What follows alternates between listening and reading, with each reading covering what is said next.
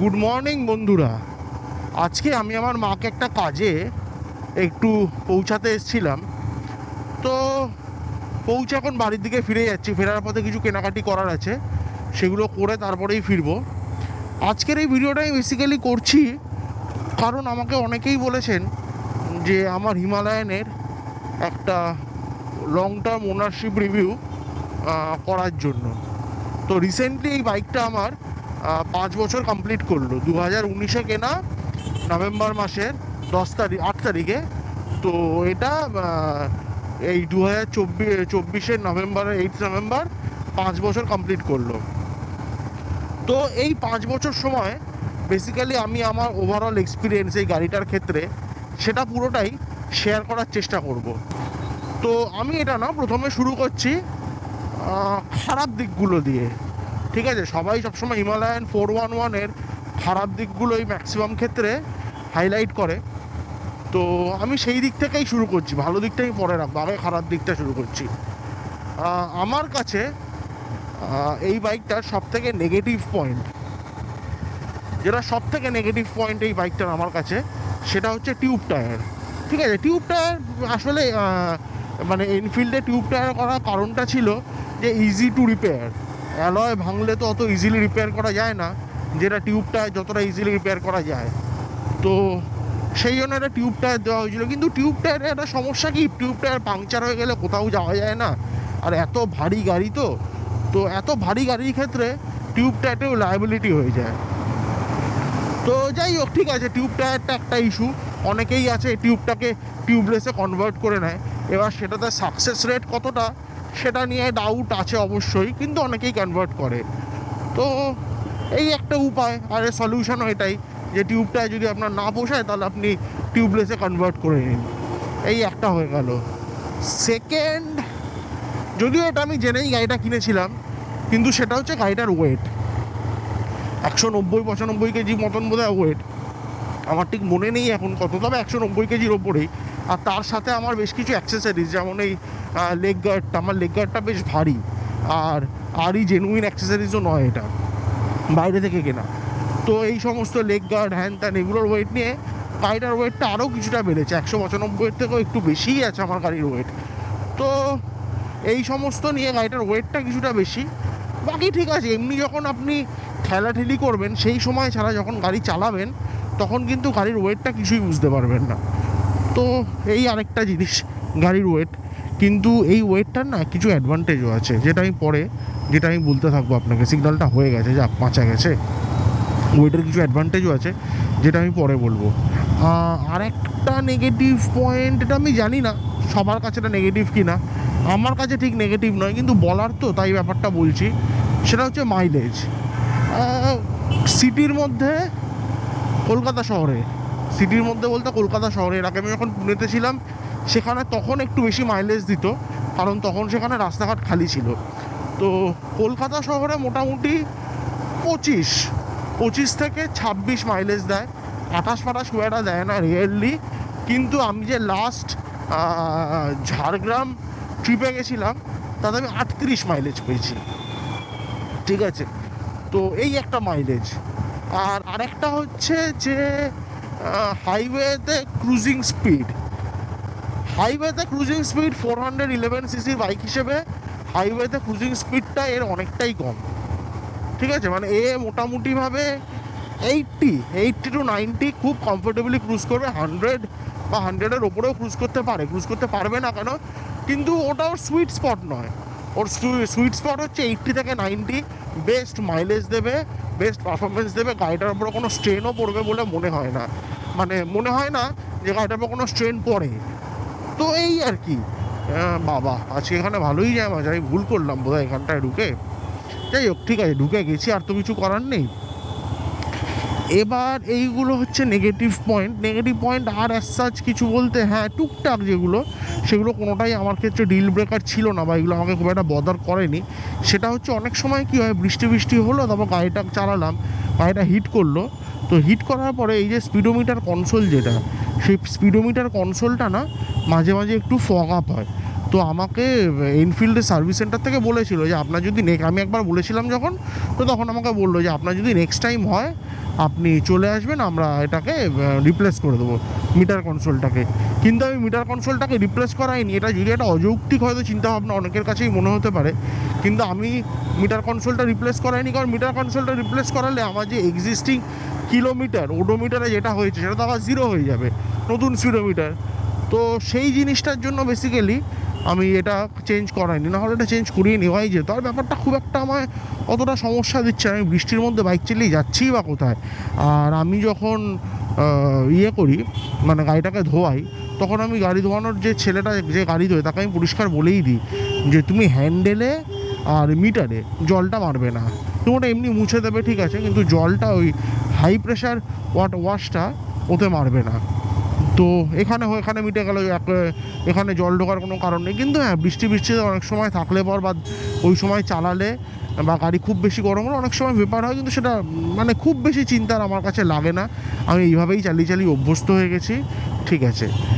আর এই ছাড়া এই কোন সেট, অনেকেই মানে হিমালয়ানের কোন সেট তো বেশি দিন চলে না, এটা সবাই জানে, কিন্তু ইনসিডেন্টালি আমার 5 বছর এখনও অবধি, আমি বলবো না টাচউড, উড যদিও নেই আমার কাছে এখানে, কিন্তু টাচউড আমার এখনও অবধি একবারই এর কোন সেট পাল্টাতে হয়েছে। কোন সেট আমার এখনও অবধি খুব একটা পাল্টাতে হয়নি। লোকে বলে যে তাদের 2 দিন বাদে বাদে কোন সেট পাল্টাতে হয়, আমার খুব একটা পাল্টাতে হয়নি, ঠিক আছে। এবার আসি হচ্ছে আমি, এইগুলো তো হয়ে গেল নেগেটিভ, ঠিক আছে। নেগেটিভ পয়েন্ট অ্যাজ আর সেরকম কিছু আমি পাচ্ছি না। আমার কাছে না মেন নেগেটিভ সেটা হচ্ছে গাড়িটা টিউবলেস টায়ার, একটা টিউবলেস যদি অপশানটা অ্যাটলিস্ট দিত, বা হিমালয়ান 450-র অ্যাটলিস্ট যদি টিউবলেসটা লাগাবার কোনো অপশান থাকতো তাহলে ঠিক ছিল।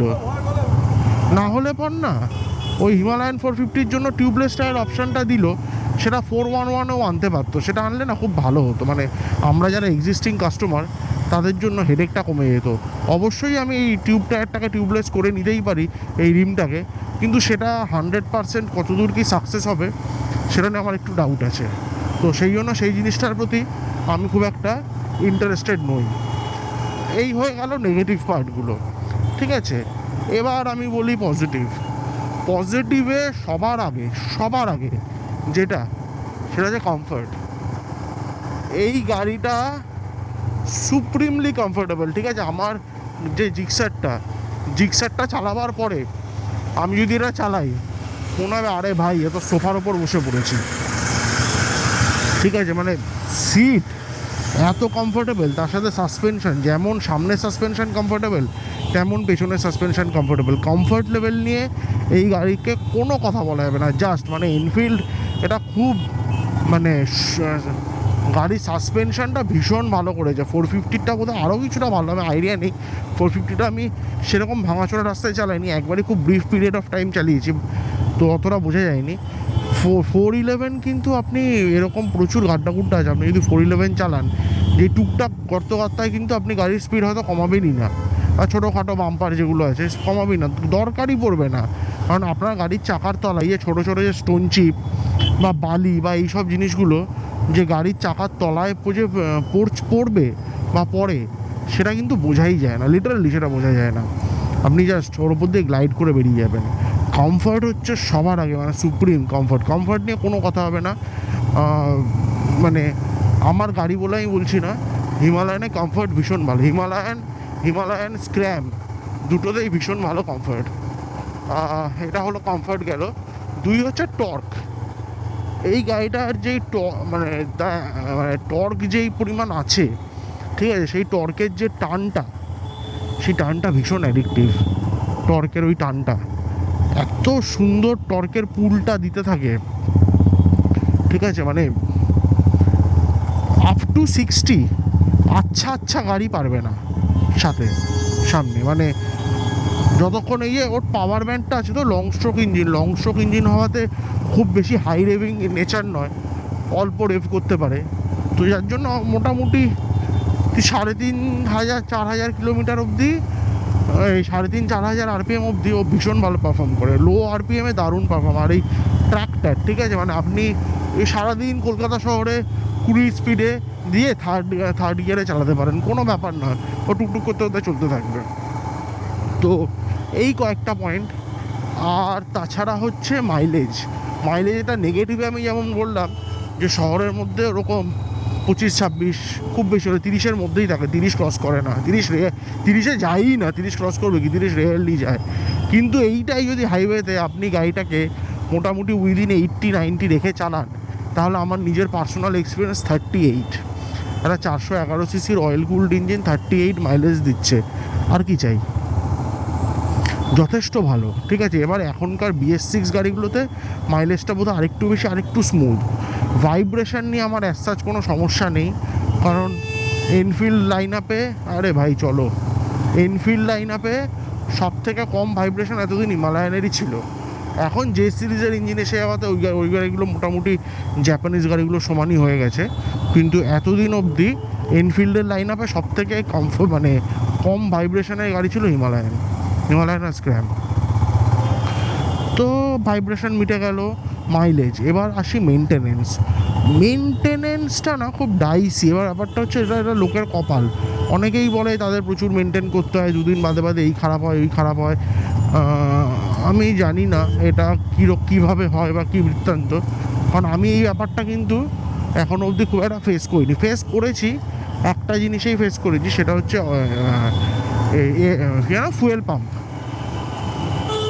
ফুয়েল পাম্পের ইস্যুটা ফেস করেছি।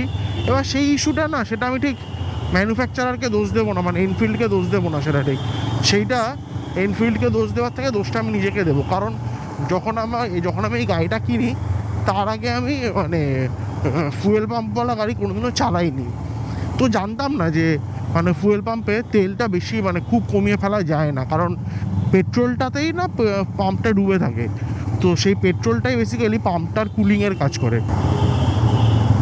তো তখন মানে ফুয়েল পাম্পটা আস্তে আস্তে সমস্যা করতে শুরু করে।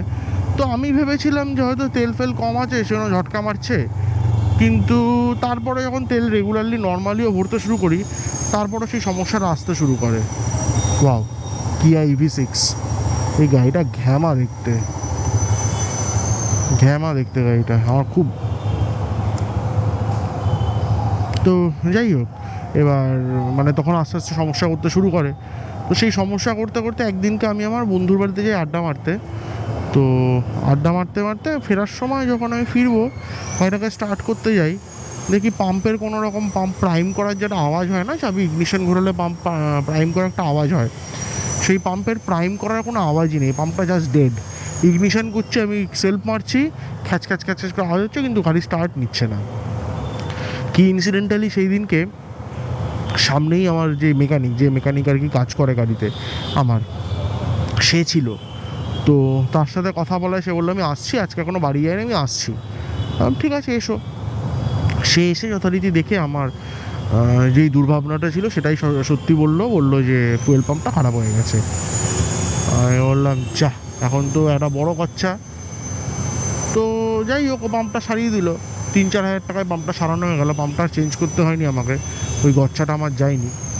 কিন্তু ফুয়েল পাম্পটা খারাপ হয়েছিল। ওই একটা ফুয়েল পাম্পের ইস্যু হয়েছিল, এই স্টার্টিংয়ের ইস্যুটা না, এই স্টার্টিংয়ে এটা ঘক করে একটা আওয়াজ হয়ে একটু সময় নিয়ে স্টার্ট হওয়া, এটা আমার হিমালয়ানের যে বাকি হিমালয়ান আছে কিনা না, আমার হিমালয়ানের এটা পুরনো রোগ। কিন্তু এটা একটা কারণ আছে, সেটা হচ্ছে ব্যাটারিটা যখন আমি এই চাবিটা ঘোরাচ্ছি, এনফিল্ড কী ভেবে এটা করেছে ভগবান জানে, মানে অলওয়েজ হেডলাইট অন রাখতে গিয়ে ওরা মানে ইগনিশনেও হেডলাইটটা অন। এবার 55 ওয়াটের একটা বাল্ব সবসময় জ্বলছে, তুমি গাড়ি স্টার্ট করার আগেই 55 ওয়াটের একটা বাল্ব জ্বলছে, তারপর আবার তুমি সেলফ মারছো। তো তার মানে তোমার ব্যাটারির থেকে অতটা কারেন্ট একবারে টেনে নিচ্ছে। তো তোমার ব্যাটারি ড্যামেজ হওয়ার চান্সটা এমনিতেই ন্যাচারালি বেড়ে যাচ্ছে না। আসলে এই সেম জিনিসটা এই সেম কারণেই যে ফ্যাক্টরির যে ব্যাটারিগুলো আসতো হিমালয়ানের, এগুলো খুব তাড়াতাড়ি খারাপ হয়ে যেত। কারণ প্রচুর মানে আমি নিজেই ফ্যাক্টরি ব্যাটারিতে যে কী হ্যারাস্ট হয়েছি চিন্তার বাইরে। এরকম 5-7 দিন চালালাম না, ব্যাটারি ডাউন। এই হোক, ব্যাটারি এরকম 5-7 দিন না চালিয়েই ব্যাটারি ডাউন। তো তারপরে আমি ব্যাটারিটা চেঞ্জ করার পরে সেই সমস্যাটা হয়নি। মাঝখানে একদিনকে আমার মামার ক্লাসিক খারাপ হয়ে গেছিলো। তো সেই ক্লাসিকটাকে সেদিনকে আমি টো করে নিয়ে আসতে যাবো যখন, তখন গাড়িটাকে স্টার্ট করেছি প্রায় 20-22 দিন বাদে। তখন ওর ব্যাটারিটা একটু ডাউন স্টার্ট হতে সমস্যা করছিলো, কিন্তু একবার যখন হয়ে গেছে, তারপর গাড়িটা চলে ব্যাটারিটা চার্জ আপ হয়ে গেছে, আর কোনো সমস্যা নেই। কিন্তু এটাই যদি ফ্যাক্টরির ব্যাটারি হতো, ওই ব্যাটারি যে কী ভোগাতো যাদের আছে তারাই জানে। আর ফ্যাক্টরি ব্যাটারিগুলো মনে হয় সেই রকম ভালো কোনো কোয়ালিটি দেয়ও না, আমার আইডিয়া নেই, কিন্তু আমি দেখেছি ফ্যাক্টরি ব্যাটারিগুলো না বেশি দিন টেকে না। এটা আমার জিক্সারের ক্ষেত্রেও তাই হয়েছে, বেশি দিন ফ্যাক্টরি ব্যাটারিগুলো টেকে নি, খুব অল্প দিন, মানে ওরা জাস্ট একটা টেম্পোরারি এটা দিতে হবে তাই ব্যাপারটা মনে হয় দিয়ে দেয়। মেনটেনেন্স এই ছাড়া আর তো আমার কিছু পড়েনি, নর্মাল মানে নর্মাল যেই মেনটেনেন্স হয় পিরিয়ডিক মেনটেনেন্স সেটা, তাতে হচ্ছে engine oil change, oil filter, air filter, হ্যান ত্যান, সেই সব জিনিসগুলো চেঞ্জ করে, আর কিছু নেই তাছাড়া। তো ঠিক আছে, মানে মেনটেনেন্স কস্ট যে খুব একটা বেশি তা নয়, মানে আমি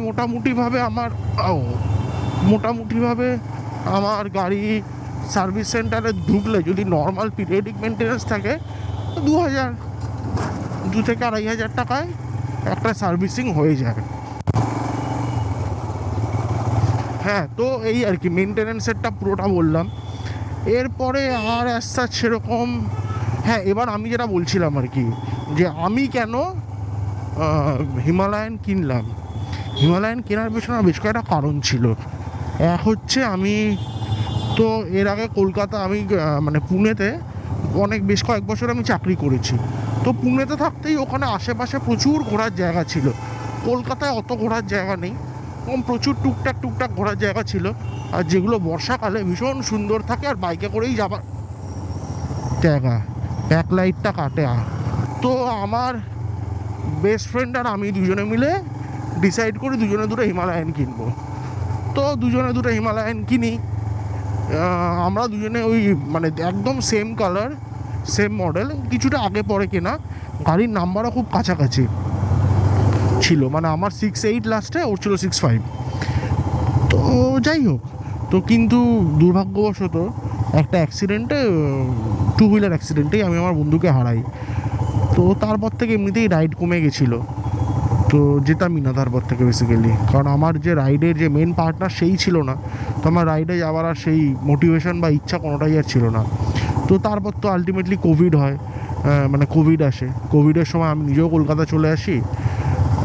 কলকাতা চলে আসার পরে আর আমার মানে তখন থেকে রাইডটা মোটামুটি বন্ধই হয়ে যায়, রাইডে সেরকমভাবে যায়নি। তো এবার কিন্তু গাড়িটা আমার পুনেতেই পড়েছিল, তো কোভিডের পরে গাড়িটাকে আমি পুনের থেকে নিয়ে এসে আমি যতদিনে এইখানে একটা রিমোট একটা অপরচুনিটি আমি পেয়ে যাই, তো রিমোটলি আমি কাজ করতে থাকি। তো গাড়িটা কলকাতাতেই এসে যায়। কলকাতার থেকে আর রোজ কোথায় ঘুরতে যাওয়ার জায়গা আছে? কলকাতার থেকে খুব একটা বেশি ঘুরতে যাওয়ার জায়গা নেই। তো আমি মোটামুটি গাড়িটা এমনি লোকাল কাজে ইউজ হয়। গাড়ির চলাটা এখন আগের থেকে কমে গেছে, কিন্তু এই গাড়িটার কেনার কারণ ছিল ওটাই মেনলি, যে আমরা দূরে যাব। আমরা অনেকগুলো দূরের ট্রিপ করেছি, মানে প্রথম গাড়িটা কিনেছিলাম আমি নভেম্বর মাসে, আর আমার বন্ধু মারা যায় হচ্ছে জানুয়ারি মাসে, 25শে জানুয়ারির আগে অবধি, নভেম্বর থেকে 25শে জানুয়ারি অবধি গাড়িটা চলেছিল 3,500 কিলোমিটার। কিন্তু তারপরে আর গাড়িটা সেরকমভাবে চলেনি। এখন 5 বছর বাদে এখন চলেছে 11,800, কিছুই না যেটা। তো ঠিক আছে, কিন্তু গাড়ির এক্সপিরিয়েন্স আমার ওভারঅল ভালো। গাড়িটা আমার যেটা সবার আগে ভালো লেগেছিলো, সে যখন আমি কিনেছিলাম গাড়িটা, তখন আমার যেটা বেস্ট লেগেছিলো সেটা রোড প্রেজেন্স।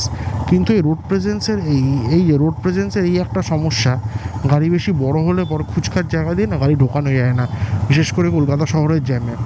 তো মাঝে মাঝে মনে হয় যে গাড়িটাকে আমি বেচে দিই। এত বড় গাড়ি নিয়ে সামলানো তো কিছুটা হলেই অসুবিধে, এবং মানে মাইলেজটাও কম, কলকাতা শহরের মধ্যে চালাবার জন্য মাইলেজটা বেশি কম। তো এই সমস্ত কারণে মাঝে মাঝেই আমি ভাবি যে গাড়িটাকে আমি বেচে দিই।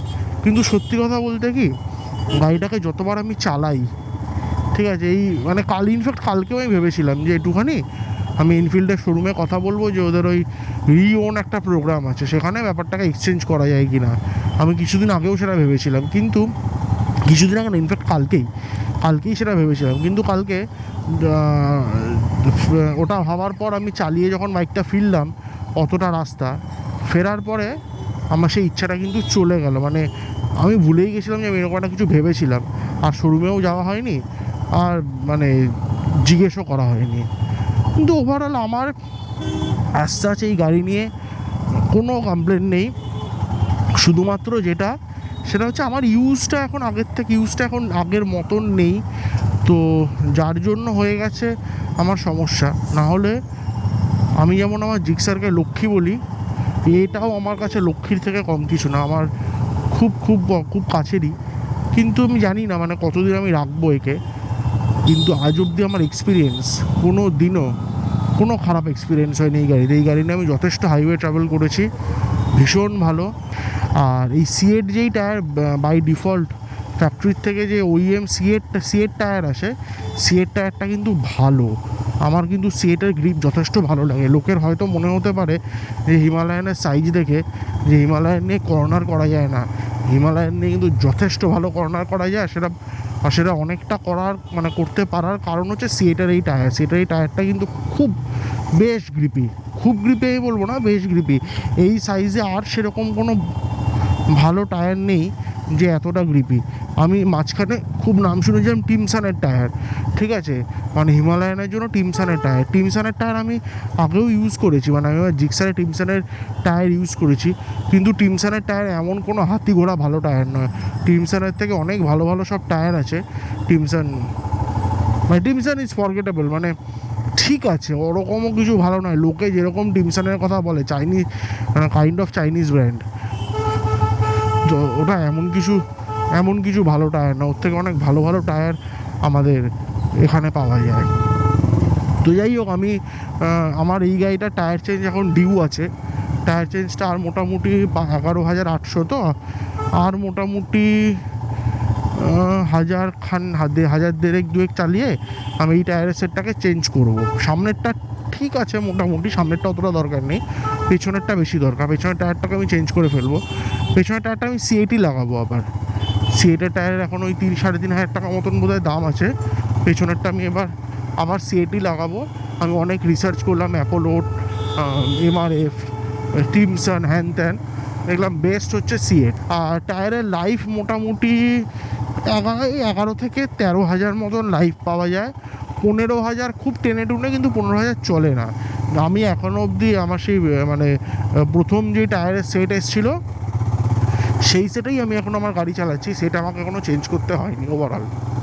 তবে আজকাল কিন্তু রাস্তায় প্রচুর 411 দেখা যাচ্ছে।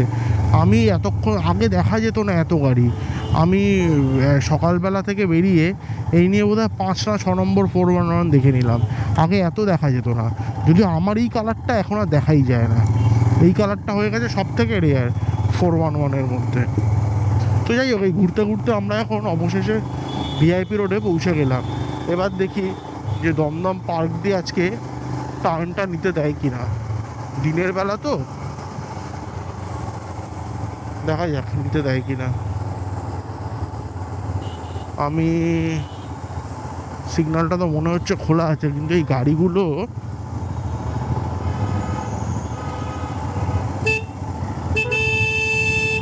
ঘুরবে না কিন্তু ডান দিকটা ধরে দাঁড়িয়ে আছে। এই সমস্ত ড্রাইভার হলে না,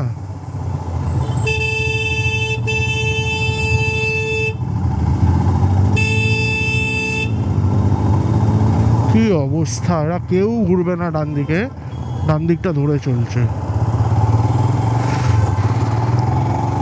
যাই হোক, ঘুরিয়ে নিয়েছি। গাড়িটাকে টানতেই পারি না, গাড়িটাকে টানলে কিন্তু যথেষ্ট খুশি, একটু টানি।